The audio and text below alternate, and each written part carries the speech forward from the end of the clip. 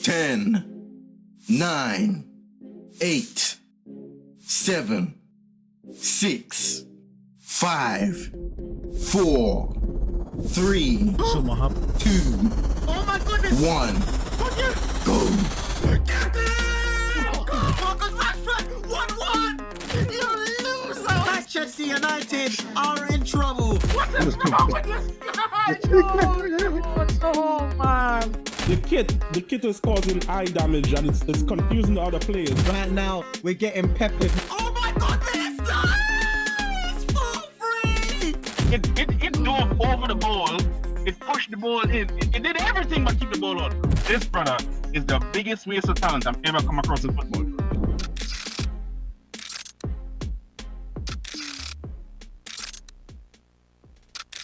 It's going to like brush though. Boy. People! Lord. It's another week. United Tropics are back. And another great result. First and foremost, right, because we've got a special guest today. The man himself. If you've watched the previous United Tropics streams over the last couple of weeks, he's been in the comments. We've heard, we've spoken about him. It's none other than Tariq Talks. Big up everyone. Appreciate the invite. Realest CM, my brothers. Even though we're not brothers in terms of the teams that we support, we're still brothers outside of that. We're football. No, we don't support dead teams though. We don't support dead teams. So I'm here to try and bring some perspective, take the emotional side out of it as much as I can. Because, United have hurt me a lot over the recent years, over my life. I got a lot of trauma caused by this football club. So I'm going to try and be as impartial as possible. Have a little bit, take a little bit of joy in this as well. But nah, we're trying to put in a level head. So I appreciate you, man, for inviting me on. Come on, man. All right, my guy. And before you do anything, ladies and gents, make sure you go and subscribe to Tariq Talks. He's got content coming soon. Yeah, he's starting back next week, people. He's starting back next week. Hey, next week, I say, he said after the next international break, by the look. That's the latest. After the next international break. Stay tuned. So basically, it means next week, people. Don't worry about it. He's starting. And also, I apologize for the lateness myself, Tariq, and the culprit, Realest United. No, wait, hold on. Are we just going to blame me for this? Should we call him Realest Uncle? That's what we should do from now on. That's nasty work, I can't lie. That's nasty still. The issue was, guys, we do apologize. He couldn't turn on his computer. He couldn't find the on button in it for the computer. So, yeah, it just took him a while.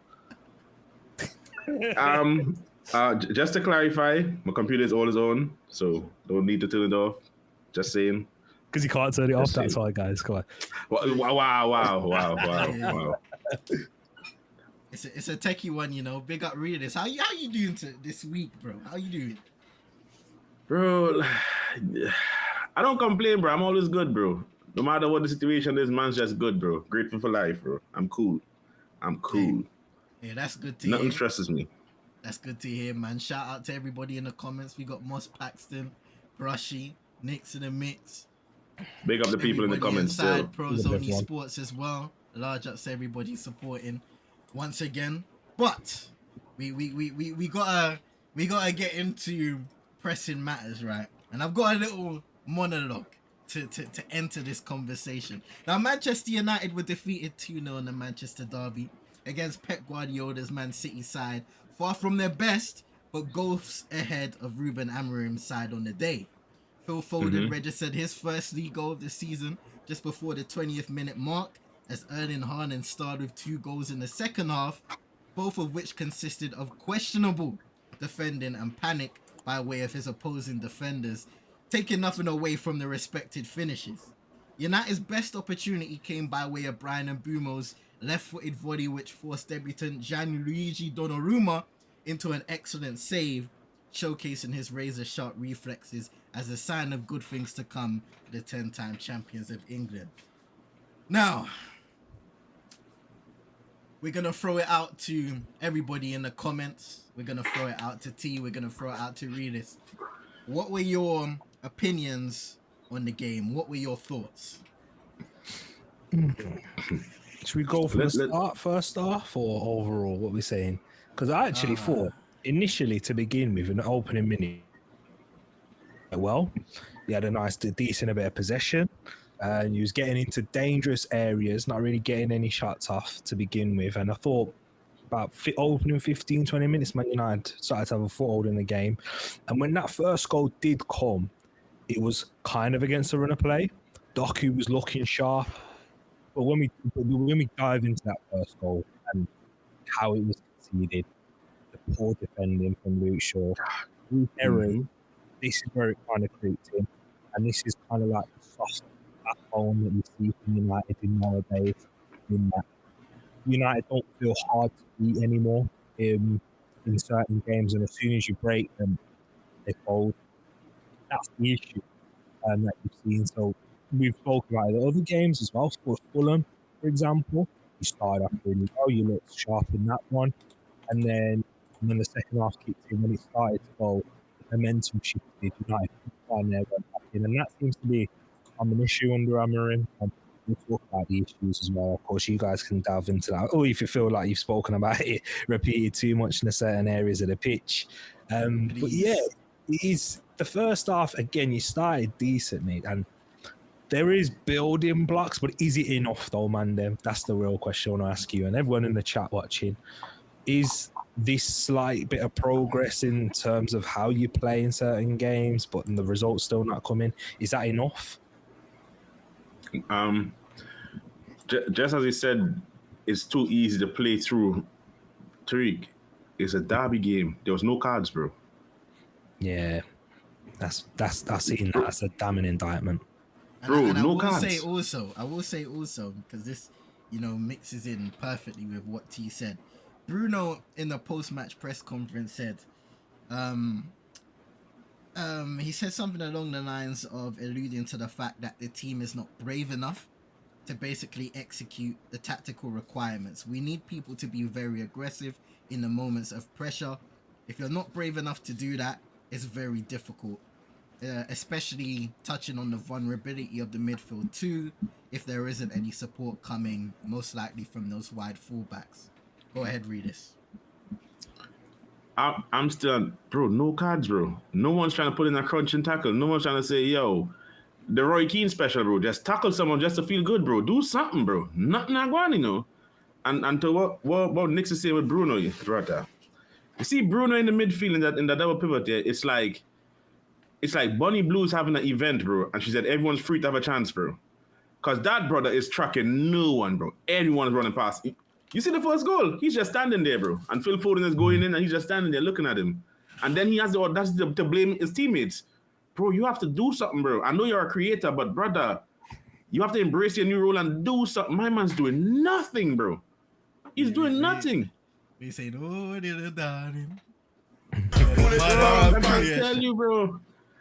My man's just there, bro. He's just giving it up, bro. He's like, anyone could have a chance, bro. Raffle settings. Anyone could have a chance. And Luke, you see him, bro. That's poor defending, really. Yeah. Stand square. You're asking to either get nutmegged or played it around the side, especially with someone. You know what that remind me of? You remember what Madueke was doing to Forest? Yeah. That's all I saw there. That's all I saw. I'm like, for flip's sake, Luke Shaw, do something, bro. I'm like, yep, you just spun him, bro. Just spun him. Oh my. With the easiest, That little shimmy. That was disgusting. I'll be real though, like Doku got a lot of praise for that, but me looking at that from a defensive point of view, it's just poor. It's just poor, bro. Yeah, he's not. I don't think he had to do much to get past Shaw there, because when you're standing like that with your shoulders, with your shoulders facing Doku, all it takes is the slightest bit of skill to knock it past him, and you can't. And you're off balance. That's it. Yeah. You know the basics, what they teach you. Stand side on, one foot in front of the other, not because of the balance. That's how you're able to shift your body and turn. And you think someone who's earning how much money he is with the amount of experience that he's got is able to do that in that situation. And yeah, it was just very poor. And then, as you said, really, it's another midfield runner. But what was you going to say, bro?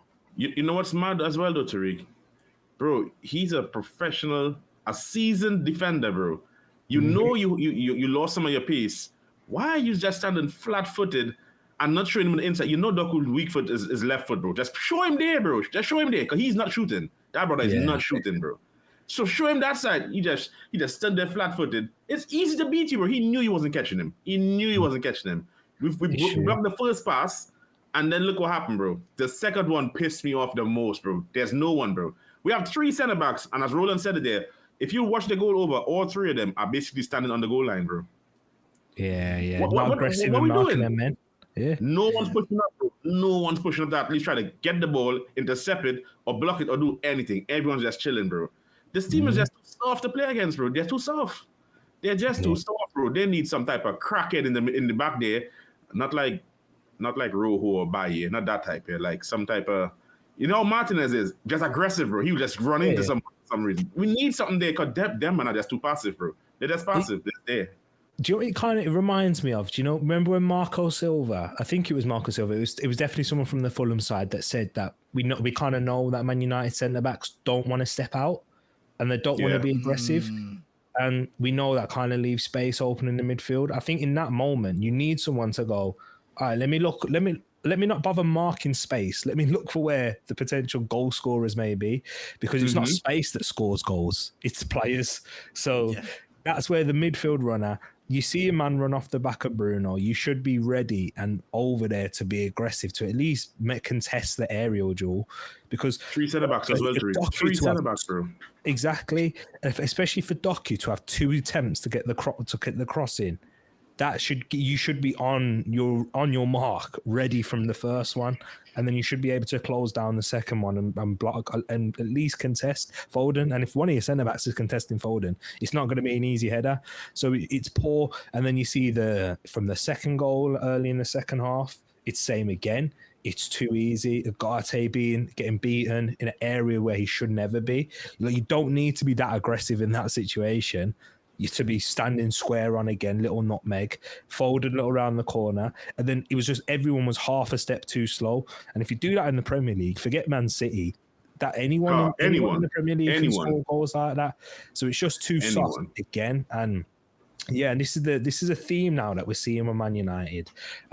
This is where the split is between the fan base, because you'll see people going, "Oh, I see certain improvements. Like your attack looked sharper yesterday. I know you didn't score a goal, but it's kind of similar to how it was against Arsenal. Like there was, when you get into the final third, you look more threatening and dangerous.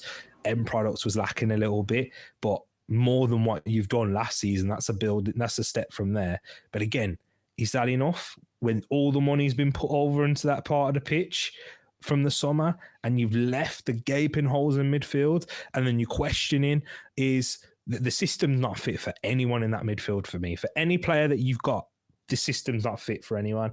And then this is another question. This is always a topic of debate within Man United fans. Has Amorim got to change his system, which he spoke about after the game, didn't he, see? Yeah. You know what? We'll get into that in a second. Let's read some of the comments. So, Roland, as you guys mentioned already, said the back three needs to push forward when we don't have the ball instead of leaving the midfield on an island. 100%. Paxton saying Bruno is a number 10 and that's it. Can't do anything else. Obviously, that isn't gonna happen on a consistent basis here. There will be games where he plays higher up the field, but most likely under Amorim, as he has been deployed, he will be one of those midfield 2 members. And then bringing Maguire on, what was Ruben thinking? He has been a consistent option late in games. Throw him up top and see what happens. I hear that. But, bro, before we even reach the Maguire part here, I don't think there's 2 players on earth right now, the way we play. Or no, let me just say 2. I don't think there's any player right now playing that we could put next to Bruno in that double pivot and it's going to look normal, bro. Nah. There's none, bro. Because he's a guy that defensively, he just don't have a clue, bro. He don't have a clue. He don't know when to go with his man. He don't know when to track runners. He don't know when to get into space to cut passes off. He just don't know, bro. He don't know. So if you get someone next to him, that person, they need to have the stamina of Kante and they be able to run around, the aggressiveness as Roy Keane, and you have to read the game defensively like Makaleli, bro. I don't know where you're going to find this. Yeah. It's a madness, bro. You're asking for someone with a cape in midfield, and that's where bro, it's you got to ask mad. the question about Amorim. Like Bruno Fernandes has been an attacking midfielder for all of his career almost, and we've seen the best of him, especially even towards the end of the game. And when you created them chances, that's when Bruno was moved into that left 10, and that's where you look at your best and more threatening again. And when it was a point where Mbeumo was it, then Mbeumo shot where Donnarumma made that good save, and then good save, what a save! Exactly. When Man United actually started to gain some serious territory from the beginning of the first half, that's when Bruno was moved in that 10 and Mainu was on the pitch, and you've got someone there who is more of a natural box-to-box midfielder. Yeah, there's things in his game that Amorim isn't, keen on, because he wants someone in that midfield to be, as you said, realist. You want someone to be that box-to-box who's got a mad set of lungs on him, physicality, a Declan Rice or Caicedo of today. I think you and I spoke. Sorry, Jay, I think you and I spoke about this with Kobe. He's a good player, but we don't think he has that engine to be able to go back and forth consistently and read the game. I don't think he can do it. I think he can play in the midfield 3, but in the 2, I don't think he can do it. Exactly. You're limiting and you're asking him to do things that is well out of his comfort zone. Yeah, he'll develop, but it's not going to be the benefit of Manchester United today. And Man United need to win games now, not in 2 years' time. So yeah, this is the question, and I know you'll get to it. So I don't want to say it again about that system, but yeah, it's just. He's not getting the best out of these players at the moment. He's definitely not. And the area of weakness, you expect a good manager to be able to cover for it a little bit more. Every top manager has been able to do it. Look at Liverpool. I don't think Liverpool particularly have a very strong midfield, but they're able to win the league. They don't have the strongest in the league for me when everyone's fit. I'd argue Chelsea's midfield's better than theirs. I don't think Liverpool have that strong midfield. Their attack is good. Their attack's there. But centre backs are decent. And then with Chelsea, they've been able to get into the Champions League with centre backs that I don't rate at all. Yeah, I think their centre back options are whack, bro. Exactly, but people are putting them in a title race even with those centre backs options. So or at least outsiders, dark horses for title race. That's what Chelsea fans are expecting anyway. And at least Champions League, and I don't even think those centre backs pairings are even top 10. To be honest, I think Brentford had better centre backs than what Chelsea had, but it doesn't stop them from being able to dominate these games and get wins in a lot of them. So there's nothing that should be stopping Man United right now when you've got the attackers that you do. I don't think your defenders are that weak, to be honest. I think Yoro's decent. I think De Ligt's been good for you guys as well. But if we're being honest, I think everyone could agree our weak point is that the middle of the pitch, bro. That's it there, bro. The middle there. We can't control the game. We can't break nothing up. It's just wide open, bro. It's like some prostitute thing, bro. Just pull up, bro, and just do what you want, bro. It's nasty work going on there. It's nasty work, bro. We'll see. Hey, big up to Solo. It's been a minute. Hope you're doing well. Hope your day's been blessed. Appreciate you coming by each and every time. Yeah, you know what? I forwarded it over because the conversation went over to Ruben Amorim, right? And there's going to be a question because every week after a game, he says two things that always stay in my mind, right? When asked about whether he's going to change his philosophy, I'm not going to change my philosophy. I will play my way until I want to change. And then he always tends to kind of poke the Ineos bear or throw comments towards Ineos in the sense where it's like, if they want change, it's not going to be with me. And another thing is him saying that I am suffering more than the fans. I know that will probably enrage a lot of fans because at the end of the day, especially for the match-going ones, I feel like they disagree in a big way. But going back to Ruben Amorim, is he shooting himself in the foot continuously by showcasing his lack of interest in adapting? Because when we think about the Premier League and how the game is really centered around dynamism, So many different teams bring different elements to the game, whether it's possession based, physicality, speed. You need to have an understanding and a team that covers a lot of those bases. And with Manchester United, especially under this system, there's a huge vulnerability that TE and Realist have touched on in terms of our spine and being able to play through us with ease. When it comes to us, our ability, even though we've attacked relatively well to start this season, we're still not taking our chances. So what is Ruben Amorim going to need to do in order to flip the script? Or will he just end up, as Paxton said in the comments, will he continue being stubborn? Will that end up being the curtain call on Ruben Amorim's administration? Yeah. There's a certain saying, isn't there? Sorry, really. There's a certain saying: you live by the sword, you die by the sword. That the system got Amorim his job. You know, the success that he had at Sporting, and he's sticking to it. But he relying on it completely to think that this got me the job, so I'm gonna have to stick with it. Is gonna be his downfall. Because in the Premier League, you have to be willing to adapt. The best have done it. The best have shown the adaptation. Pep Guardiola has adapted year on year. But this Man City performance that we saw, this isn't the same Man City type of performance we saw last season or the season before when they won the league. Far more direct, far more counter-attacking, far more aggressive, 100%. even in the pressing. And you can see that with the change of backroom staff that he's done. He brought in Pep Linders, he brought in Kolo Toure, and you can see the difference in Man City.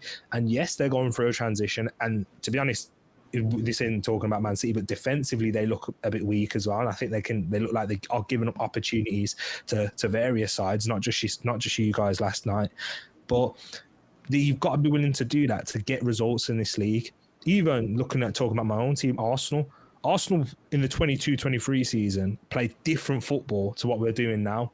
In Arsenal playing different football this season to what we did last season. Far more direct with our wingers, far more direct to playing balls in behind into Gyökeres, because we've got different tools, and this is what Amorim should be willing to do. You don't have the midfielders, or I don't think Mazraoui was okay, but I don't think he has the right wing back in terms like perfect linking with that Doku. Dorgu. Dorgu on the left is a different style and different profile to what Mazraoui is. And you don't mirror that. So where's the adaptation? Because what we've seen with Mazraoui, he's very good defensively. He's very solid there, and he's not as good in the final third, but he can do some work. He's better as a supporting option. He's like a versatile player that can help out everywhere. Yeah, exactly. And instead of looking at what you want to do, you can get that done in the future. You've shown it. I think it's clear to see the board are clear with what you want, and they're willing to help you. And you can't get all your transfers done in one summer, but you've got to be able to get the best out of the current group now. That's how you instill belief. That's how you instill belief as a manager, isn't it? If you want, like, even if you play in a game, like, I think a football manager, the simple cohesion, the morale, how are these players going to have confidence to perform and execute what you want them to do when this is Man United's worst start ever in the Premier League, and you feel like you're hearing that, and then the criticism being spoke about, and the way that not being able to have that control and not being able to get the wins under your belt, that's what breeds momentum. That's when you can start that's when you can start implementing things and things on the training ground. And this is the thing with Amorim, man. I think because he's a young manager, and he's been quite naive in his thought process, thinking that, I can do this. I can do this. Don't worry. I'm suffering. I need the players. The players are learning. And instead of, no, you know what? Let me get the best out of this group. Let's focus on that first. Let's focus on these midfielders. They need an extra body in there. The defenders are actually okay. Defending in a two, they look more weak when they're having to run the opposite way with the back to goal. When they're running back to their goal, that's when they look at their weakest. And so that's the main thing for me. He just needs to adapt, especially in that middle. Yeah, before we go to Realist, I love what you said in terms of the manager team, because the best managers in world football, we can cycle back to Pep Guardiola, but some of the best are able to adapt to from not just season to season, but even sometimes making tweaks throughout a campaign. Situations as well. Yeah, we see that every now and then when the situation changes, when you get injuries, when new players come into the fray. How are you able to get the best out of those players and get the best out of the group as a whole? So I love that point you bring up. And right now, Ruben Amorim, he comes into a situation at Manchester United where the aim is getting results. And every week he speaks about we need to get wins. Wins are the most important thing. But I'm not exactly seeing that point emphasized every single time Manchester United step out on the football pitch. No, exactly, bro.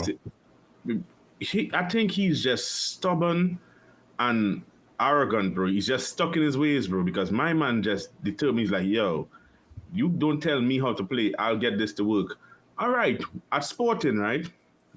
His first season at Sporting, he didn't have the best team in the league, but bro, as it went on, he basically had the best team in the league. So doing what you wanted to do, you could have got away with things, but everyone knows the Premier League is a physical league, bro.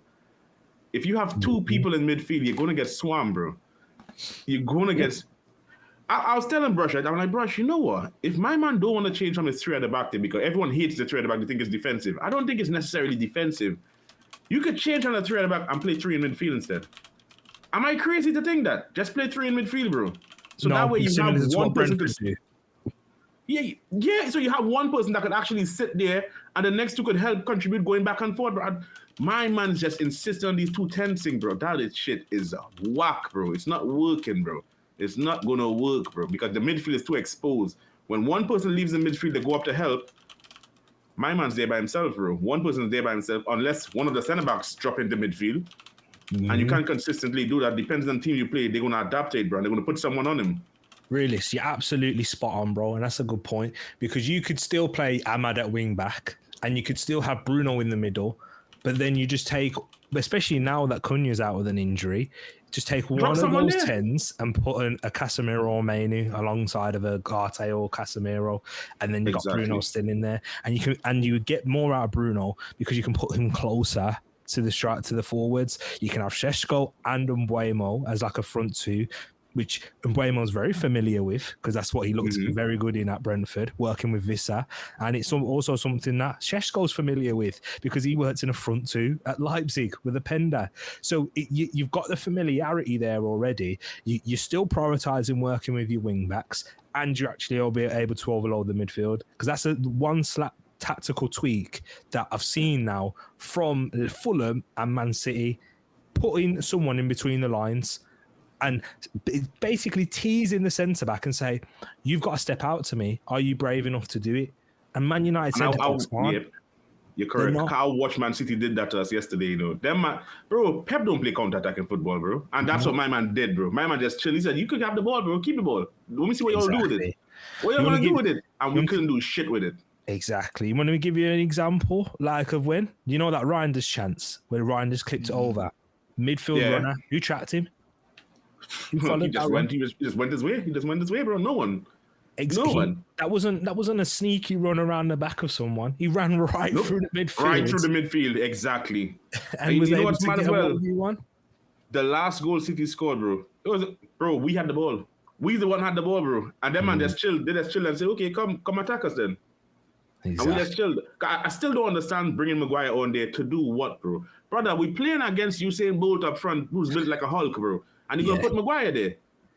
I don't understand. And the halfway line. I couldn't get that at all. I couldn't get it, bro. Halfway line, Maguire. This ain't the first time Amorim's done this. Why does he keep changing centre-backs when you're losing? Bro, I don't know if remember Fergie used to do a mad thing. Yeah? He would take off someone, put a centre-back up there and just push everyone up and long ball. We ain't even doing that, though. I don't know what my man's doing, bro. I don't know what he's doing, bro. I don't know what's going on. He's just moving mad, doing some mad things, bro. Ain't it? Putting Maguire on before Xerxes, like before another forward, if you want to get someone up there and have a more physical.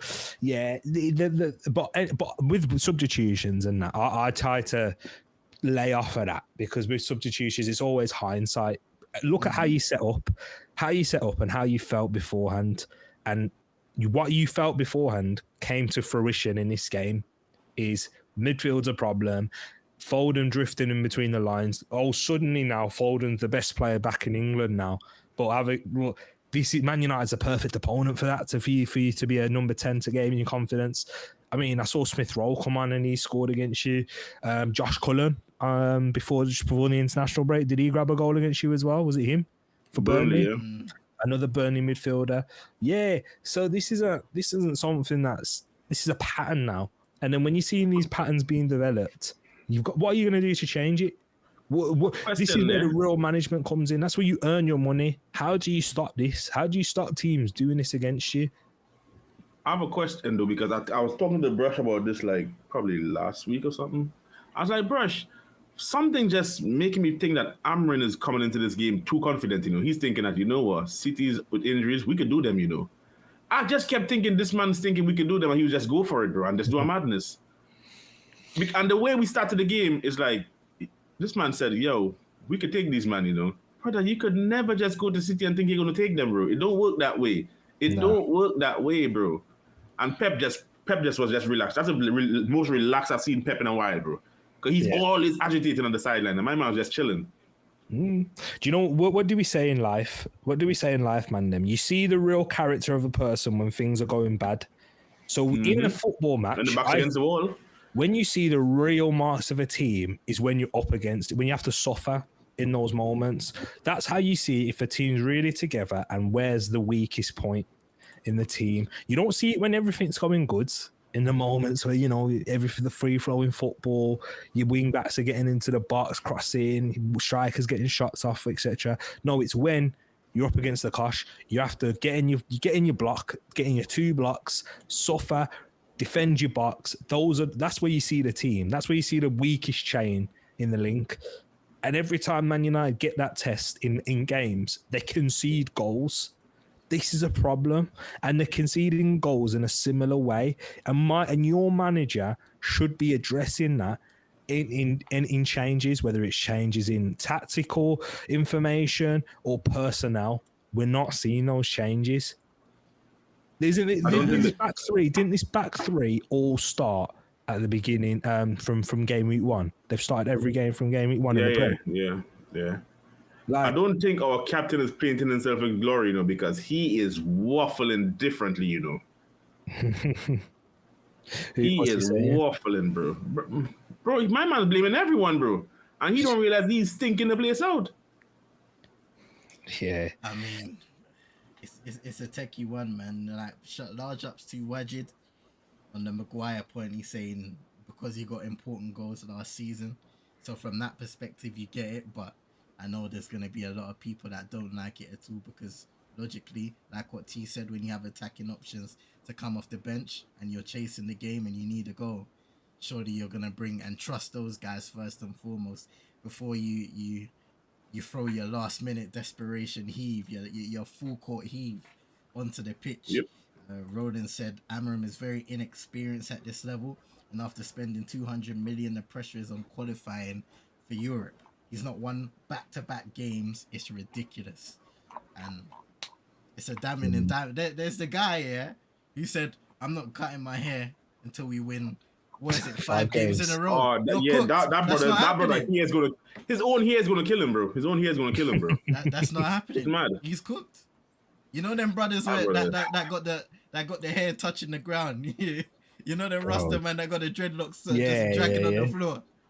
It's not looking good for that brother, bro. It's not looking good for that brother. His hair's defo gonna get locks soon. It's defo. Bro, his hair is gonna strangle him, bro, in his sleep, bro. It's long day for that brother, bro. Long, bro.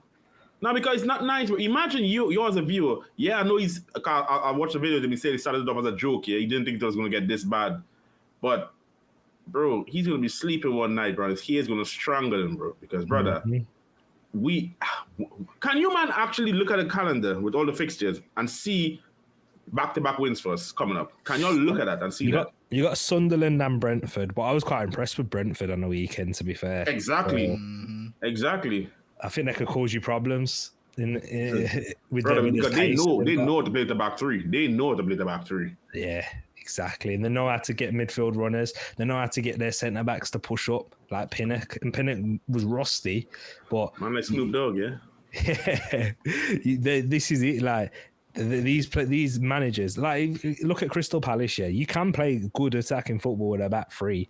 It's just knowing how to do it and how to negate these areas of weakness. Like Crystal Palace had the same issue in terms of midfielders. They don't particularly have two engines when they play Wharton and Will Hughes. You know what I mean? They're not like True. they're not runners per se. Like Wharton's probably weakest part of his game is out of possession. And Will Hughes isn't Declan Rice or Caicedo in terms of an engine, but they're able to get players in and around them, congest the spaces. Yeah. Whereas, when United are pressing, look at how disconnected the midfield is to the defense. I'm glad you brought that point up here because it's not just this season, it's not last season, brother. This been going on. I'm not blaming. Get what I'm saying? I'm not blaming Bruno for this. This is even before that, bro. Cause you remember when Bruno came in, he was the only one wanted to run to go press people. Yeah. This been going on since that, bro. We don't know how to press, bro. We don't know what pressing looks like, bro. It's just one person will run off there, and the rest will be looking at him like saying, "Why is he running up there?" And then the next person will try to do a light jog to get up there. Yeah. And then we just disjointed, and teams just play. Bro, every team in the Premier League plays straight through us. I've never seen that, bro. Every team plays straight through us. You know what? At first, that a lot of the thing would have been people saying a lack of discipline. But at this point, there's just got to be a lack of understanding in terms of what they're working on in the training pitch. Whether the coaches are overcomplicating what needs to be done, I don't know. But whenever I watch Manchester United, especially nowadays, it just seems like after a certain point, Roden said it earlier, when stuff hits the fan or when they're in a pressurized situation after conceding a goal or whatsoever, it just seems like everything, the game plan goes out of the window, the understanding, because we start games relatively well. They look like they're structured. They look like they understand what they're going into the game and what they want to do. And then once we hit a certain time period of the game or the intensity starts to pick up on the other end, all of a sudden we start to see those tendencies from a Manchester United team that we're also familiar with. Yeah, absolutely. I think you're spot on, bro. And that's when the game begins to get stretched and the gaps starts appearing. And Man United as a team, as a collective, aren't able to ride through those moments, and you don't see them as compact as a team as they should be.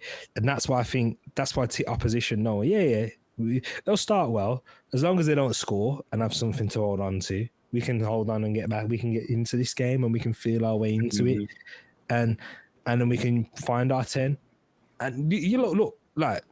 I don't want Liverpool to be coming up for you guys now, because this is when Wirtz is going to kick off, and Wirtz is going to look like the £100 million signing that he's not looked like so far, bro. Because he'll start picking up these spaces.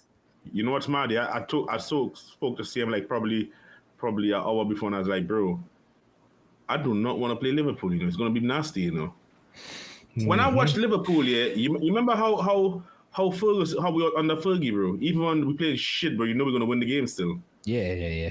That man stung the place out against Burnley, and still got a damn penalty from nowhere, bro. You think I want to play them, man? It's going to be a landslide.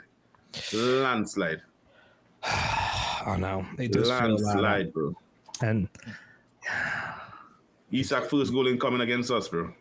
Wirtz his first goal, and that's the issue. And assist, goal and assist that game. Yeah. Well, it will spin someone as well. Exactly. I see what Nicky's saying. Has Amorim lost the dressing room?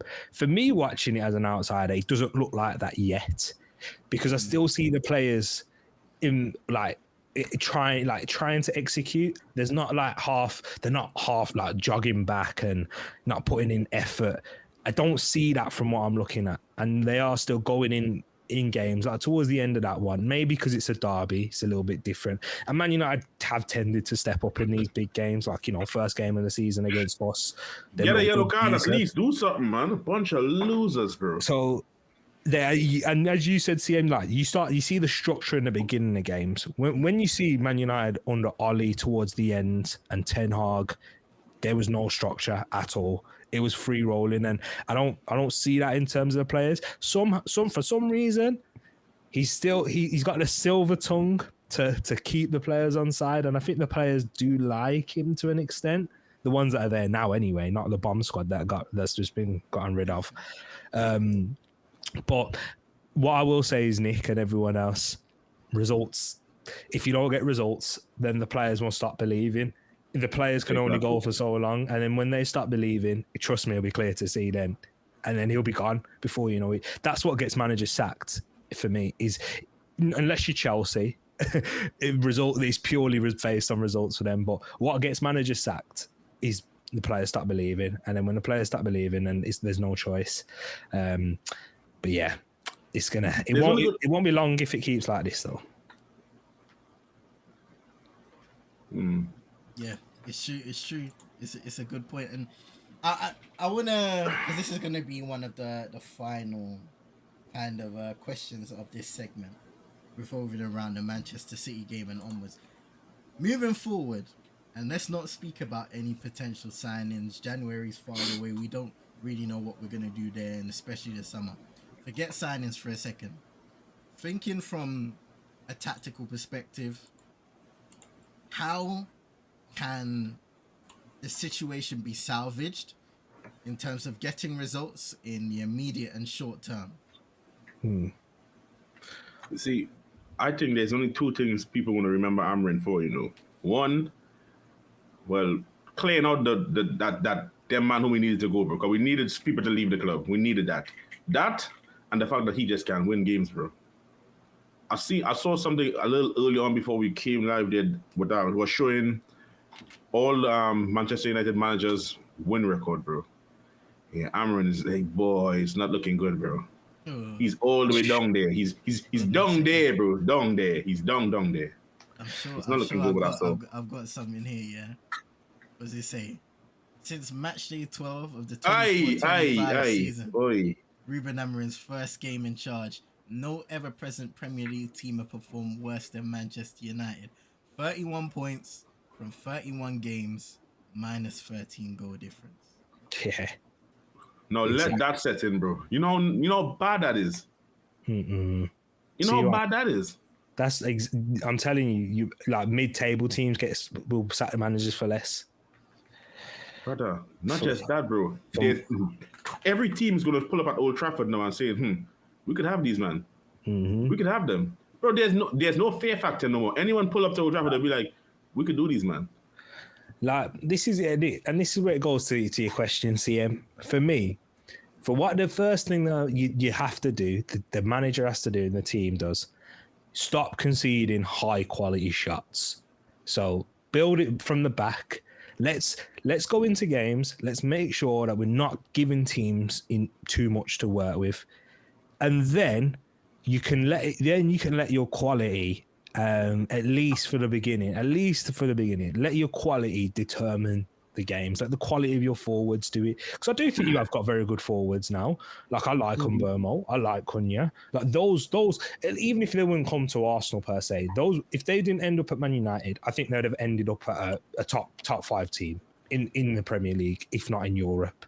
You know what I mean? Like because of the seasons that they had. Šeško was sought after. So he's a decent player, decent potential. Although he's looking at potential then, that's a different conversation. But there is quality in this team. There's goal scorers, there's match winners. We saw it in the Europa League run. You guys weren't particularly great. You let a load of chances in, but your quality turned over in the end, and you was better than most of those teams in the Europa League, even in games that you didn't necessarily play well. So if you can just keep games close and tight, not letting shots up against you, not letting these high quality set pieces, that's a big thing, because this is where teams are getting opportunities now. Arsenal didn't do anything. Arsenal poor in their first game, but set piece. And we just knew that we was able to get an opportunity from there. Arsenal, again, a little bit of an anomaly because we seem to do that to everyone. No matter who we play, we score a set piece. So, but yeah, against Burnley, giving them opportunities, giving off good chances against a team that you shouldn't be giving good opportunities to. It should be a 1 or 2-0 game. Simple. Instead, you having to go score a third, but it shows you got the quality to go and get those second goals. So for me, building from the base, stop letting these teams running through your middle of your park, but is that going? Let me ask you now, this question. Do you believe that's going to change under Ruben Amorim at any Hell point? no. I have He ain't changing. no belief at all. And that is strictly not even off of his words but his actions. I feel like Ruben Amorim is at a spot of his Manchester United career now where he has to live up to what he says. Otherwise, he's going to be labelled a hypocrite. And continuously, he has said, I will stick to what I do. I will stick to what I do. And if change is needed, Ineos have to pull the trigger. And I think eventually he will force Ineos to pull the trigger. How long that will be, I'm not too sure. But Yeah. I don't see with this pattern of the way we play, how we execute throughout within games, I don't see our fortune changing in terms of results, because I've been saying since last season, we can get played off the park by any Premier League team within a certain time period of a game, whether that's 20, 25 minutes, a half, it doesn't matter. Any Premier League team can exploit the weaknesses of Manchester United, but Manchester United struggle to exploit the weaknesses of other Premier League opposition. Mm-hmm. You know what? It's like I don't mean to bring up the Trinidad versus Jamaica game. Yeah. After the game, you know what Dwight York said? Yeah, he said when he watched Trinidad how they play, it's like the team and all the player mentalities, they're just reactive. They ain't proactive, and they have to change that. Yeah. And that's how I see Amorim. You know, it's like after a game he will talk the good talk, bro. But during the game, you ain't doing it, bro. You ain't telling these man, or I'm making changes to make us think that, you know what, he tried to change something here, it just didn't come off. You get what I'm saying? If I can see you try something but it didn't come off, I'll accept that, you know. But nothing, and we just there, and we just hoping that somebody does a mad thing and we could get hype from that. But there's nothing going on, bro. I need you as a manager to be proactive, bro, not reactive and just sitting there and hoping, you know what, if they score, I will change this. Bro, if you see a situation going on, adjust things, bro. Be a manager that could be on the front foot. Don't allow it to go on long and then fester. And when it gets out of control, then you're like, you know what, maybe we should change this, you know. What do you think, bro? We should change this here, bro? Bro, change it, bro. Don't be talking and doing nonsense, man. I don't want to see that shit is pissing me off, you know. Yeah. Because we can't watch a game and think that, you know what, because what annoys me the most is that we as fans, bro, we don't have no damn coaching badges. We ain't got no damn UEFA, none of this damn shit. We just watching the game, bro, and we could tell you, yo, there's so much space there, bro. Why don't just like exploit this? Next thing you know, shit happens, exploit the down space, score goals, and we just there like, so if we are seeing this, how you man getting paid all this money and can't see this, bro? Well, what's going on? Are they too comfortable or something? Feels like it. It does indeed. That's you know what, Realist, that is a good point about being proactive, because Man United can see when you go through your worst periods in games, you always concede. So why ain't you able to react to that and say, okay, something's changed now, momentum shifted? If Amorim was proactive though, Realist, he would have changed his system by now. So this is an issue with him that doesn't look like it's changing soon. And as long as results keep going that way. And the thing is, again, I don't actually think this group is a bad group of players. It's not like last season or, you know, at the end of Ten Hag. I don't think this group should be anywhere near mid-table, at the bottom end of it anyway. Like, it's good. You can get goals. You've got creators. I actually think Bruno's good and decent. I wouldn't mind him. I wouldn't mind a creator of that. I wouldn't mind his profile at my club. And I think he could. And I know there's other issues around it, like what happens in games and he's moaning, blah, blah, blah. But that's not the point. The main point is he's got quality and Buemo's got goals. Amad Diallo, look at how influential he was. He was pulling things. He probably kept Ruben Amorim in the job at this moment in time. And there's quality in there. And yes, they're inconsistent, but not to this level of inconsistent where they're consistently bad. They're not even inconsistent anymore. They're just consistently not performing to the level, which isn't. This isn't the group. That's not for the talent that you've got and the wages and the price that they command. Do you all think Ineos is just willing to ride it out with him, bro? Because it don't look like if they're pressing the issue, bro. Because brother, I know it's the early in the season still, but this has been stinky, bro. Well, 4 games, 4 like, points. look, we can't, take it with a pinch of salt when it comes to reports, but they're saying that Ineos are sticking by Ruben Amorim. Now, we have heard in the past of periods where the ownership has said, we're sticking with him, we want to see out this project, and then all of a sudden a horrific result comes by and the manager's gone. So, like I said, take it with a pinch of salt, but, like, when we was talking, Realest, you were saying, like, this constant cycle of getting rid of managers and bringing in a new one, getting rid of managers, bringing in a new one, it can act as being counterproductive in a sense when you think about squad building, just overall building a team. So I get that point, and I also share that same sentiment, because it is frustrating where you spend two or so years on a manager, signing all of these players. Somebody in the chat said spending over 200 million, amounting to nothing, and then you reset again. So then you have players from multiple different managers, you have staff at the club from multiple different management periods, and all of these things just cluttering Manchester United. And that's what's happened over all of these years, over 10 years now, since 2013, just cluttering the club, from David Moyes now all the way up to Ruben Amorim. Yeah, it's true, man. And Roland makes a good point in the chat, because he's spoken about him, about Amorim being emotional, and he's talking about the team. He's very emotional.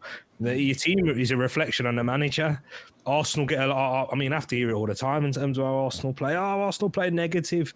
That's our manager wants to build from the back first. He wants to build from a strong defense, and he thinks that's going to be what's going to be the difference for us winning or not. Is going to be as how strong as our defense, and then hopefully now the quality in our attack is going to make the difference. The team reflects your manager, and those lows that you hit, and those lows looking really bad, and then it does get really low. It's kind of like what the manager says. Sometimes I love my players, sometimes I hate them. The way he speaks in conferences, even that was a madness to say, bro. Bro. Exactly. He's emotional.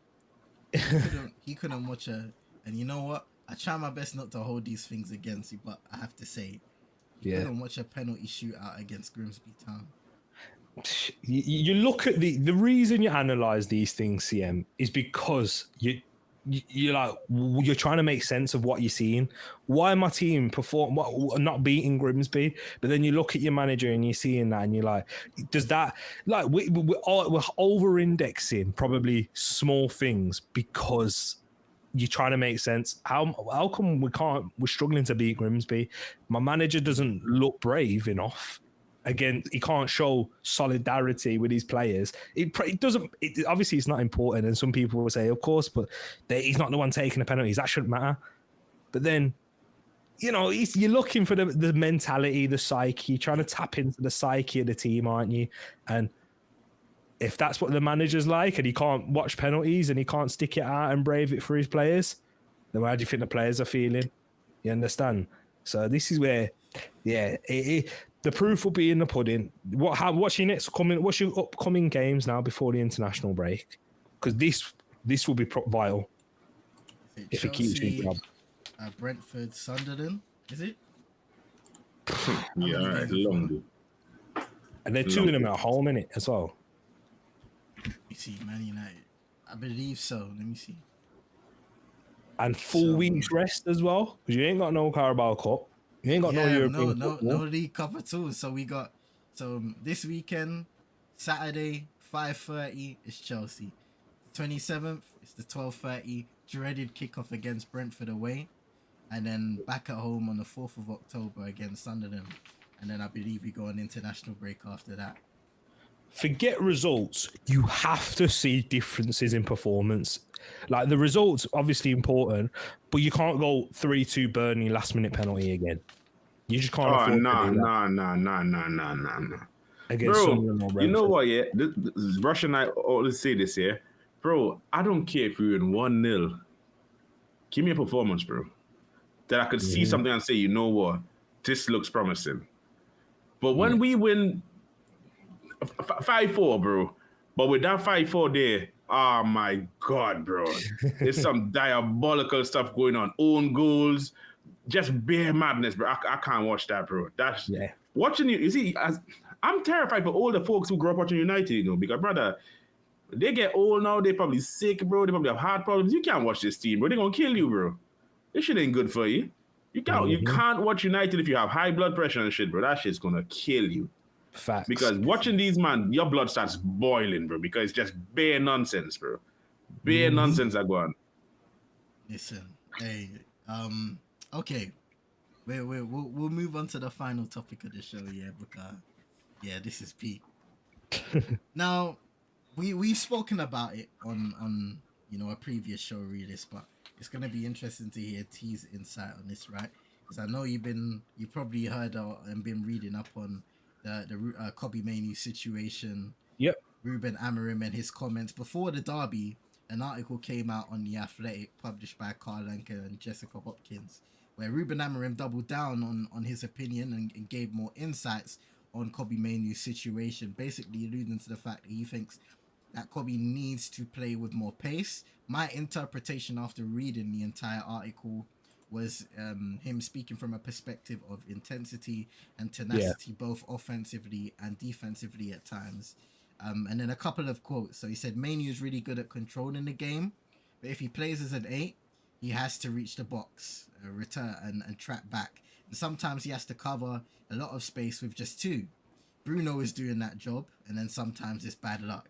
Another quote, Bruno is maybe the more influential player in the last few years, and he's been playing in that position. Kobe Mainoo could play as a 6 defensive midfielder, but sometimes he passes the ball and goes away, and it's not a reference as a 6. So we have to balance everything. And I've been thinking, with the continuous issues regarding Manchester United's midfield, now I don't necessarily think it's a plug and play situation and then our worries are going to be fixed. Everybody is kind of praying that once we get to that January transfer window, we're actually going to spend some money on a midfielder, which is what we didn't do during this summer. But with the topic of Kobe Mainoo still fresh in on the tongues of many Manchester United fans, wanting to see him get more of an opportunity when, of course, we've got Bruno Fernandes in the midfield.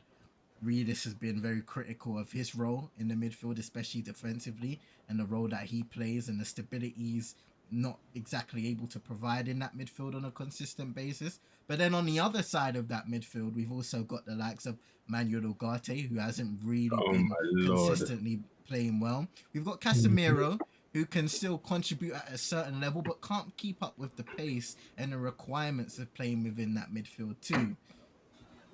Does Kobe Mainoo deserve a better shot, a bigger chance at proving himself and showcasing what exactly he can do for on a consistent basis? Because of course, it's a given. With what we've seen from this Manchester United side, midfielders are going to be exposed, and that's going to expose our defensive back 3. But still, with all of the, in my opinion, pointless conversation that's going on, surely Kobe Mainoo deserves an opportunity to prove and to stake a claim in that midfield. Exactly that. And under conditions that suit not just Kobe Mainoo, but the team. Because you've listed out those midfielders right there, and there's a glaring weakness in every one of them. Mobility. And none of them are suited for this 2 in midfield. In possession, Ugarte, you can't give Ugarte that much responsibility in possession because he's just not good enough. And his quality is out of possession, and even he's looking like a fish out of water in moments out of possession and having those same issues that you talk about with Casemiro, where he looks a fish out of water in certain aspects. In Bruno, not tracking runners and not being able to do the midfield work, like, you know, in the opposite way. He's got a lot of energy in the press and he's good in the final third, but when it goes the other way, when he's third man runs, he's a weakness in that area. So everyone that you've got in there, Mason Mount, we haven't seen him play in there. He's played more in the 10 role. Everyone's been having those issues. So that's where it says for me, you have to put Kobe Mainoo in. If you want to play him in the 2, be my guest, because what he can give you in possession, I think is worth it. in terms of a pressing team, like if you're coming up against a team like a Man City, where you saw when he was under pressure in a few occasions, he was able to dribble and drive. He's a carry first. That's what Kobbie Mainoo is. If you look at his statistics in terms of passing ain't progressive. He's not a bad passer, but he plays it a bit more safe. Ball progressive, he progressed the ball himself. Yeah, he progressed it himself. Yeah, he carries it himself. He's a carry first, and rather in that aspect, and he can carry. He's good in tight situations, and that's if you make the pitch compact. If you make the pitch compact, the spaces, you don't make it as stretched as it is right now. So you bring your defense a bit higher. That's where Kobbie Mainoo will shine, because when it gets tight, he can play 1-2. He can dribble around the corner. What was you going to say, Realist? And that's what I was saying to you. That's why we could just bin this whole two and just drop an extra man in the midfield, bro. And they're perfect. They're perfect. Because that means you could have either Casemiro or Ogate, Bruno and Kobbie. I think we said, bro. We said. Because when it's like this way, one wants to go help join, create and help out. And then the next one is just there, bro. He just have to be there. He can't move, bro. And if he switches off for one moment, it's over with. Realist and see. This is what it was simple. Ole Gunnar Solskjaer, probably the worst tactician of a manager you've had. He's not a coach. He's not a tactician. But even he recognised double pivot and a 10. And that double pivot will help McFred, who didn't suit each other, were able to get me enough points to keep me in the job and get me. They will run all game, bro. They'll kick people. They'll do everything, bro. They'll just run all game. And leave that man on the pitch there. You man create. Do something up there, bro. Just make sure and do something. These man just kick you and win the ball, bro. Like Ugarte and Mainoo with Bruno in the 10. And then Bruno can drop deep when he needs to progress. If you struggle to progress the ball, because that's what Bruno's good for. He can do that. He's probably a better. Give Kobbie a chance to make a third man run going past him. Exactly. And then you can bring your defenders up. Because Yoro's got pace. Delict's not a slouch. So they can cover large spaces. And your fullbacks are quite quick. Dorgu's rapid. And he looks more comfortable making late runs rather than being so far forward in the beginning of attacks. Like, that's where Dorgu, you see it yesterday, and I was quite frustrated with him because I was like, the end product, the cross, it's not quite right. It's too far. It's too deep. It's near man. It's near post. Like, he hasn't got that in his game yet, but he's a threat. So if you can get him making later runs on that side, and then where defenses, and then when Sesko can make that run into the box, and then Waymo adds an extra body, listen, it will just benefit the team. So yes, Kobbie Mainoo deserves a chance. Amorim, are you able now? The question is, are you able to adapt, change what your system is to get these results? You said after Grimsby, and I thought after Grimsby there might actually be a little bit of adaptation when he said the players have made it clear what they want. I actually thought he was going to change it, bro. When he said that, I thought he was going to change it. And all he changed was his mind, bro. He just changed his mind. And exactly. And then in the pre-match press conference, he said, I'm emotional. I said things, and that's not going to change. So here we go again. Like, that's the thing, man. I'm getting frustrated, and I'm not even a Man United fan. I'm meant to be enjoying this. Well, imagine how we feel, bro. Brother, Tariq, listen to this. Yeah, last season, we were stressed, bro. And this season started, it's 4 games, bro. And I already don't want to watch no more. Yeah. Exactly. I said to read this on the call earlier. Towards the end of the game, I turned on Netflix. I was binge watching a series to see out the game. This brother watching a series, you know how mad that is. Anymore. Do you think, bro, Saturday, Sunday, it does not matter. It could be Monday for all I care. If the game is without reach, and this is the worst part, yeah. I'm watching a game allegedly. And I'm sitting down watching the game with my mum, and we're hearing the phone alerts go off allegedly before the goals even go in. Allegedly. So it's big. I hear the shout out to Footmob. Cool. Let me turn on Netflix and watch the series that I've been watching from Friday, from Saturday. Let me continue that on Sunday too, because last season I was drained. We were all drained watching this team. Because it's just the same thing every single week. Same thing again and again and again. There is no hope going into a matchup. We came on the show, yeah, and I'm gonna label myself a crackhead, bro. Man's talking about puff up chest. Why am Whoa, I talking whoa, about whoa. puff up chest when it comes to Manchester United? There's no puffed chest. There's no chest to puff Forget when it. it's Man United. Bro. Just walk into the game and say whatever will be in it. But there's no expectations no more. No expectation. The only expectation is that this team will How bad? It's just how bad. How bad is That's it? what you can expect, you know. How bad it's gonna be, bro. That's it. How bad? And when it's good, it's like, oh, well done. What's going to happen next week? And even when it's good, bro, it's a stinky. It's good, you know. You're just there, you're like flipping hell, bro. Yeah. You man are in that you man are in that stage where you feel apathy, where you feel numb to it now. And that's worse than anything, you know, by the way. Because when Arsenal lose a game now, it hits me hard and I'm like, get really disappointed because I have, you know, you expect better this team in moments. So it's like, oh, I've seen you do better. I'm really hurt. I'm disappointed. I'm angry. But I remember when under Emery, for example, towards the end, Arsenal lost. It is what it is. I'm expected it anyway. That's worse, bro. Because you don't even have any emotion towards it and you're watching it and you see a goal concede and you're not, oh no, disappointed looking ref. Where's the linesman? It's it's a goal. Dude, you know what's mad, yeah? Bro, I went to church, bro, and there's this little child, bro. He's a Man City fan, bro. This brother's laughing at me, bro. And I'm just looking at him, bro. I want to punch the twat. Can't do nothing to him. The house of God, you know. I'm just looking at him, bro. I'm like, this is crazy, bro. He's a child, bro. Just laughing and talking about your team stinks. I'm like, I can't even tell this brother about the treble, bro. He wasn't even born yet, bro. You don't even know what I'm talking about. Nah, bro. I can't tell him anything, bro. I was one. I can't tell him nothing, bro. When I tell this brother about treble, bro, he talk about Man City's doing, bro, and I'm pissed, bro. Yeah. I can't say shit. I'm just there. Just have a little child cooking me, but my team being stinky, bro. I went to the barber shop, yeah? My barber shop, Tariq, yeah? My barber looks just like you, Tariq. That's the problem, yeah? And he's a bloody Arsenal fan, bro. Shit pisses me off, you know. Oh, man. Bro, I've just been going through it, you know. Every time I go to the barber shop, bro, I'm getting cooked, bro. So I have to be fighting for my life, you know.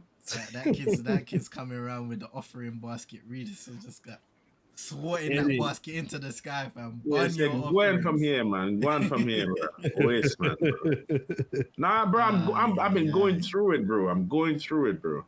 And you know what's going on now? What's making it worse? Bro, the Trinidad fans, yeah, they started to cuss Dwight York, bro, saying these dead Man United people coming to coach our team. We getting cooked all wrong, bro. It's not nice, you know. Oh, boy. And you did all of that yesterday in front of Fergie. Yeah, but Fergie needs to stay home and watch these games, bro. I keep trying to tell him, bro, stay home, bro. Stay home, bro. We listen, Fergie's always there. He's doing it to himself at this point. He's doing this to himself at this point, bro. Bro, stay home, bro. It's true, still. Rushing the comments saying Sunderland is the only 3 points I'm seeing over the next few weeks. I don't even know, bro. I don't even know. Paxton, Kobe has the potential to grow and develop, whereas most of our other options don't. And he also said, watching Manchester United is like a chore these times. Like, do I really want to do this again? And it's an abusive relationship, bro. Last thing on that, because that's perfect from what Paxton's saying. Amorim, you're clearly trying to build something for the long term. That's why you're sticking for it. Then why are you putting short-term players in midfield?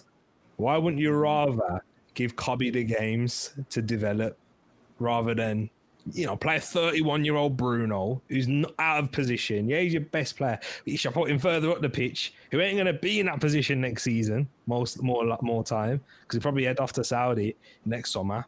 And rather put in Kobe and then put Bruno in the 10, where he could actually get you some results and goals that can win you the games. Just doesn't make sense to me. Pax, I hear it, man. It's just confusing. He's a confusing man. Bro, I just need 3 in midfield, bro. Give me 3 in midfield, bro, and I'm gonna be cool, bro. Give me 3 in midfield, and I'm good, bro. Ain't it? This 2 is not it, bro. All right. To round off the show, we've got a wonderful guest here, and I'm just gonna leave this part. Yeah, let's go back to Tariq. Welcome to Tariq Talks, innit? Thank you. Tariq Talks, and also, what have been your thoughts on Arsenal's start to this season? Because with United Tropics, I want to start bringing guys on. Tariq, thank you for coming through, Arsenal fan. But, you know, if anybody knows people that want to come through to the show, we'll mix it up with them probably offline and get a vibe and a gist of what they could bring and what they want to speak about. But you know, Tariq talks. He's an Arsenal fan. He's gonna be speaking about Arsenal most likely on But the no show Liverpool very fans there. soon as No. well.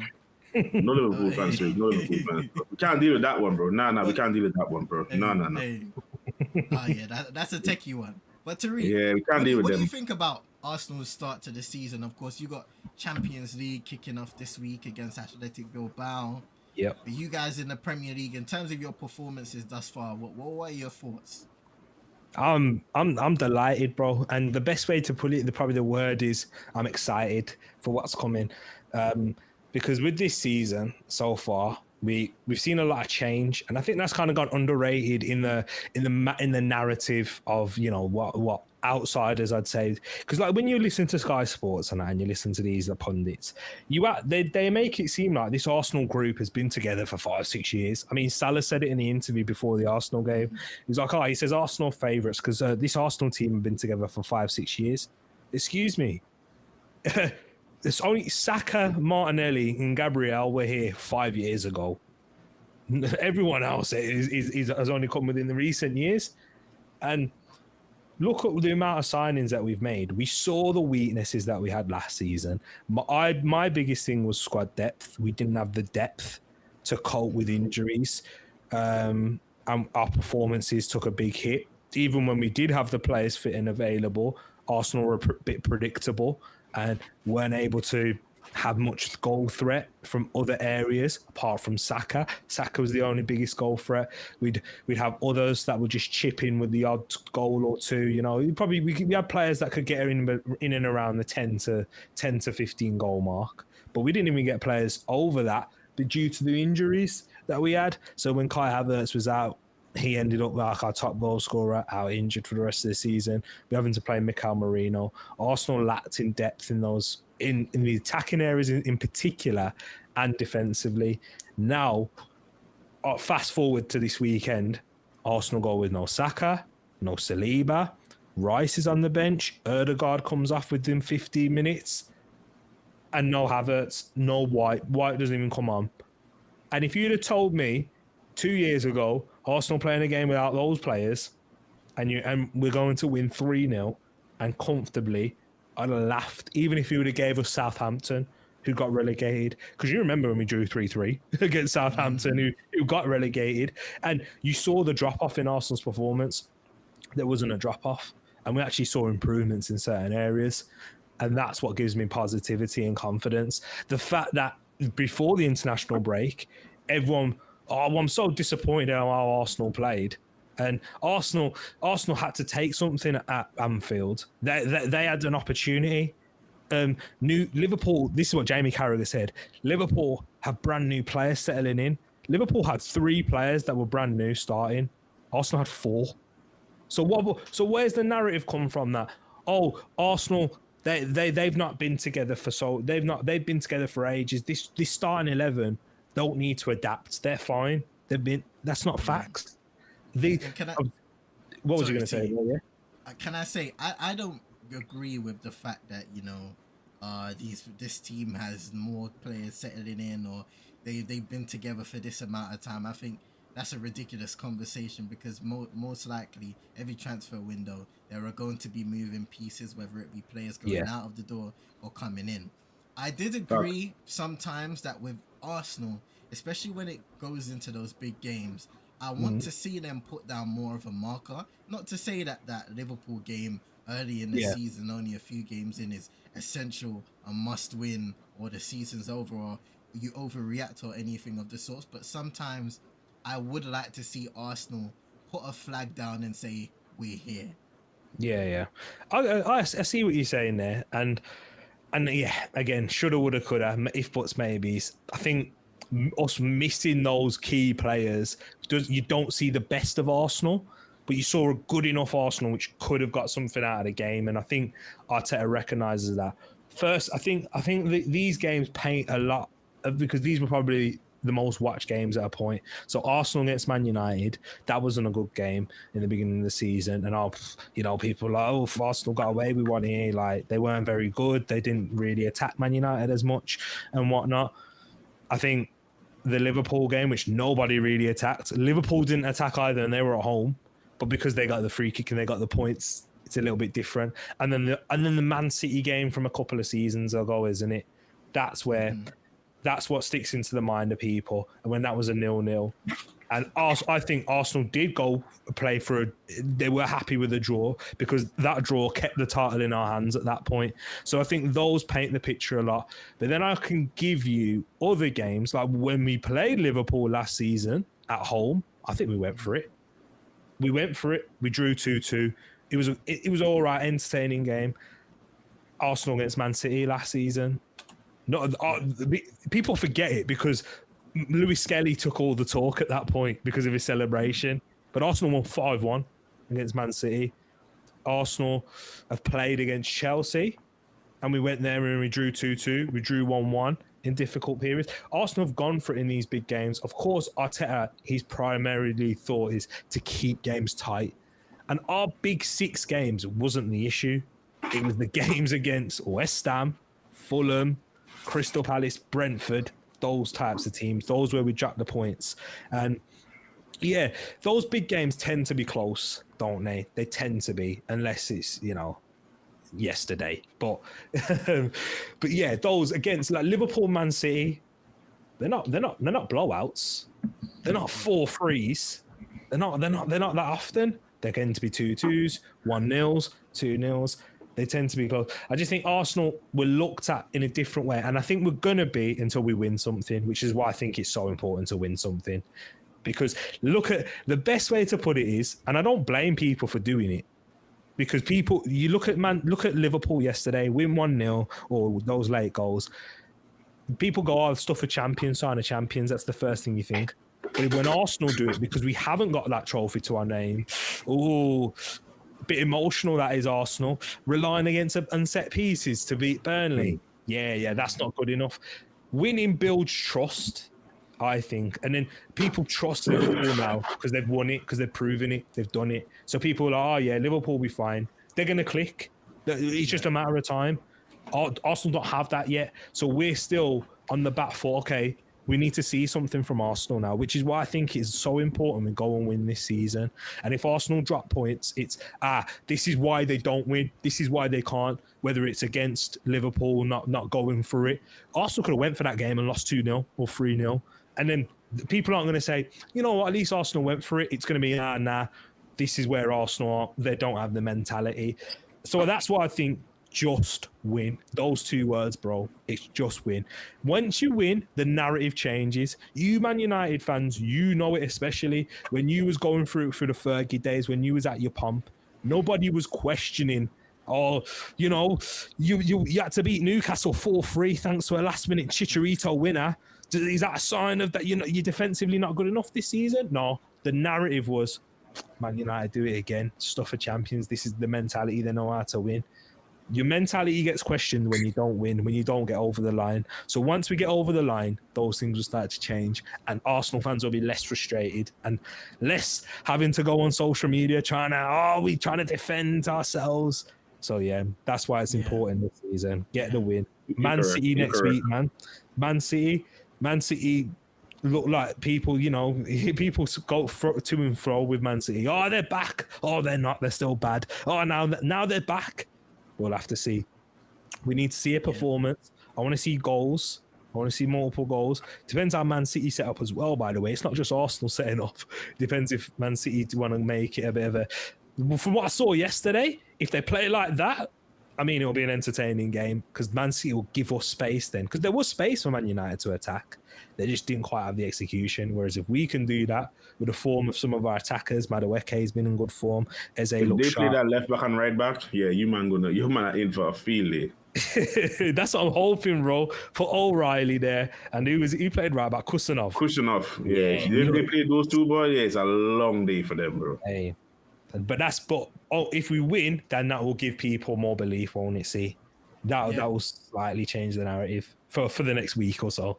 It's true. And ultimately, kind of closing off on this conversation, it's like, I love the point you bring up, especially when teams haven't quite gotten over the hump.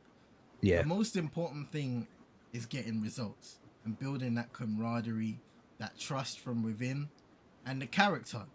And I feel like you go through all of these obstacles sometimes Yeah. to see how you come out the other end, and who you are as a person, to see who you are as a human being, especially when you're an athlete. So you go through all of these things when you think about the early days of Arsenal being contenders, what you Yep. went through in late season scenarios, not quite able to pick up results against those teams like you mentioned, not the top teams, but those mid-table to bottom half teams that you struggled against. And even Yeah. now you go into those scenarios and there is a nervousness between fans, maybe if Arsenal aren't looking at their scintillating best and are struggling to break down opposition or create opportunities, or aren't quite putting the ball in the back of the net. But it's the character that teams are able to be built. If I reference it back to Manchester United, we don't have that character in any way, shape or form. In any way, shape or form, this team has no character, no soul, and that's part of the reason why there's a lack of trust within the 11 players on the pitch, the 10 outfielders, and the manager. There is a disconnect between the fans because there is no trust, there is no soul within the football pitch, and a belief that no matter what, these players are going to give their all in order to get the 3 points, no matter what. Absolutely. See, like the best way to put it, your opponents yesterday, terrible last season, but their fans thought, yeah, we can come back and we can challenge, because what they built, that trust. They've seen their team go through those highs, those players on the pitch, even if there's some of them are past it. You see, you know what I mean? And some of them are moving on, but they're like, oh, no, it's all right. We've seen them have these good days. So it's about using those experiences, as you said. And I think Arsenal, the thing with Arteta is, he does seem to do that. So the 22-23 season, where we were free-flowing going forward, but we were defensively, we were quite open, got exposed against Man City. When we played each other, it was that 3-2 last-minute winner. Against Bournemouth, we did the same thing, last-minute winner, 3-2. Entertaining, good games, but soft defensively, especially when we got a couple of injuries. Took a couple of injuries and the whole house falls down. Then the next season, we saw more pragmatic again. We started the season off too slow for me. The end of the season was good. And I think that end to the season left Arsenal a bit complacent going into last summer. Because, let's just get Calafiori, Marino, a couple of low players will be all right. Got exposed in terms of the attacking. Can't just rely on Saka to stay fit for the whole season now. Can't just rely on Havertz to stay fit for the whole season now. Can't just rely on Odegaard to be fit now, which they were. And then, now we've lost them. Arsenal's attack took a bit of a nosedive in that. Now it's Arteta's gone the complete opposite extreme, signing a lot of players, covering himself. Our attack is ridiculous in terms of numbers now. That's probably our deepest in terms of numbers. We've got three wingers, three forward, we've got six wingers, sorry, three left wingers, three right wingers, and we've got three strikers now. Gyökeres, Havertz, Jesus, when Jesus comes back in December. On the left, we've got Trossard, Martinelli, Eze, and on the right, we've got Saka, Madueke, and Dalman now, who have all been given minutes. So, and then even in defence, Saliba, take that rest, bro. You'll be all right. You focus on City or Bilbao tomorrow. We've got Mascara there. Hincapié, we don't even need to play you, bro. You bed in, you take your time. Ben White, you chill. We got Timber, who's fit and not available now. Like squad depth, yeah. Squad depth is serious, bro. This is the deepest squad I've ever seen Arsenal have. Not the best in terms of first 11, but the deepest in terms of the squad. Like the quality. There's no excuses. There's absolutely zero excuses. Just as we can afford to rest Saka now and not rush him back. We can and still win games and go on win games consistently. Yes, we're going to need Saka, Saliba, and all of that fit and firing when it comes to the end of the season. Because I don't think any team like Liverpool, even though they got Isak and that, they're not doing anything without Van Dijk. If Van Dijk goes injured, if you take out Man City, if Haaland goes out, no matter the amount of attacking depth that they've got, Haaland or Rodri go out, they're not going to do anything towards crunch time. You need your best players towards then. And now it's about making sure that they're fit and we're not gassed out for that crunch time in the season. So yeah, man, I'm excited. I genuinely am, and I'm not just saying it from a fan hoping point of view. Like, I actually see this team, and I got a lot more belief, and I think we can win something major this year. Obviously, the Premier League's the favourite thing, and it's with Liverpool how they are. After Man City, we can be more definitive, but I don't think Man City are in this title race. I think it's Arsenal-Liverpool. I think it's an Arsenal-Liverpool title race. And then, hey, if the Champions League look at a draw happens, really vibes, Brush, CM, everyone, I'm out here to find you. I'll see you at the parade. Yeah, the Pride Parade. Hey, listen. But yeah, you know what, T? As always, well said, man. I can't lie. Appreciate it, man. We may or may not be wishing you luck here on this platform. Nah, I don't expect it. I know Realest shares that same sentiment. But when we're in the position we're at, there's a lot of bitterness, there's a lot of hurt. So hey, bro, I told you at the start. You might think about the hurt and bitterness you caused me. Oh, wow. It's because I love and respect you guys. Yeah, I don't see the trauma when I look at you two. The trauma that I went through. I don't get PTSD. If I did, I'd be coming in with a lot more. You wouldn't be inviting me. You'd be like, "Hey, we can't get to it. You can't, man." He's not bringing any insight. He's just roasting our players. Quick. Before we end off, quick question. How reliable is Chris Wheeler? What about why? He's come and hit and miss. I see they're talking about Ruben Amorim might be being offered the Benfica role, bro, because Benfica wants a new manager, bro. I saw that earlier, and then Paxton puts in the comments also, figures within Manchester United believe Ruben Amorim's refusal to change and his stubbornness will get him sacked. One source says he's had one foot out the door. Can you confirm which where that's coming from, Paxton? But look, we said earlier, right? Whenever the ownership or reports of the ownership come out and say we're backing him, take it with a pinch of salt. We just don't know what's around the corner. Yeah, exactly. Yeah. Realest, what are you saying? I remember when was the Glazers alone running the club, bro? I could tell you when someone's getting sacked, bro. I had it spot on, bro. Once these men tell you contract extension, they're finished. Every time you hear that dreaded contract extension, bro, they have one more year. Yeah, that person is gone the next week, bro. They're done for. But this brother, bro, I don't know what this is, bro. This is some poppy show thing, bro. I don't know why I'm going for this one. Yeah, this sounds a bit mad though. That does. Benfica aren't for starters, they're not gonna be able to pay his wages that he's getting at Man United. Bro, I think he might just want to get out of United as well, bro, because this is. Yeah, let's be honest, bro. It's not what he expected. If he walked, I think that says a lot about the man. Personally, they ain't. Yeah, but I think he would get respected as well, because like, bro, not much. Respect in terms of, bro, you can't do the job you leave, bro. Yeah, and then this is a whole different podcast, then, isn't it? We're chatting about, who do you man want for the United job? No, but see, I don't want to get to that point. Yeah, let's shut up the show. I'm tired. Yeah. I'm Bend this. Tired. Listen, thank you to everyone in the comments once again. Big up yourselves, man. Big up everyone on this Monday evening / Monday night, wherever you are in the world. Paxton, Super Nick, Pros Only Sports, Brush.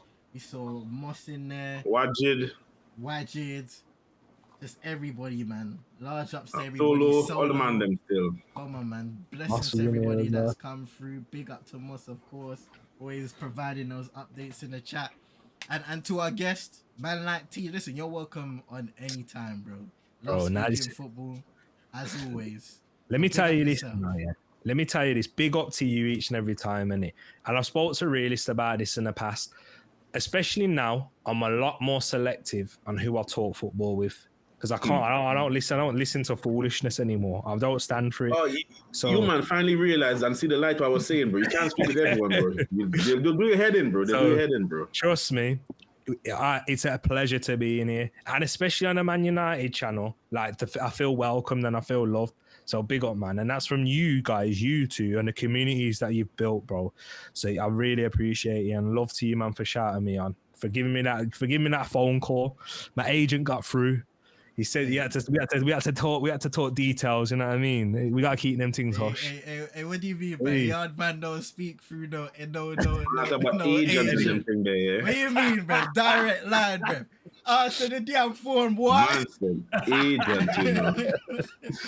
Got through to that agent, you know. That's it. Listen. Got my PA passed it through my agent. Wow. All right, big man. All right. Hey, listen, big time T. Shout your ting, bro. Shout your ting. Mr. Big Time. I appreciate it, man. Now, guys, Tariq Talks, it will be coming back. I promise you, it will be coming back. Next I'm week. sorting out things. Next week, I can't promise you that. Okay, don't listen to me. He promised. So subscribe, Tariq Talks, people. Follow me on Twitter as well if you want to keep me updated there. I do a lot of talking there. I've got allegations thrown on my name from my chats on Twitter. So you might want to check that out. Tariq Talks again. You won't find anyone else with the spelling name Tariq like that. So, yeah, appreciate the brothers, man, each and every time. Thank you. Come on, man, and really, what have you got to say for yourself, mister? Bro, can we win a game, bro? I know everyone want a back-to-back win, bro. Can we just win one, bro? I'll be happy with that. Just one. I'm asking for too much. Forget 5, 4, 3, just 2. Yeah, I don't care about that, bro. Just give me one, bro. Can I get one, bro? Please, bro. And I'm not talking about scrapping and scraping it, bro. Just one, bro. I don't care if it's 1-0, bro. Please, bro. You want a nice 3-0 like we had against Forest, yeah? I don't care for 3-0, bro. Give me one, bro. Brother, do you know what our goal difference is looking like right now? Oh, yeah, it's minus again, isn't it? Oh, 4 games in, you know? Hey, forget about it. Listen, Sorry. Make sure you go and subscribe to Realest TV on YouTube. We're co-streaming United Tropics every Monday, 7:30 p.m. Let's not talk about Manchester United for the rest of this Monday. It's already a grim day. The weather outside in London, grey skies, rain, wind that's going to blow you from the roadside into the road. Stay safe, people. I wish the rain could blow me. I'm in, bro. Do you know where the weather's like that? In Manchester. Oh, yeah. End the stream, bro. End the stream, bro. End the stream. Subscribe to CM22 ET. Large ups to everybody, man. Until next Monday. Or if there's an emergency, who knows? We'll see you lots in Big up on yourself, people. a bit. Peace.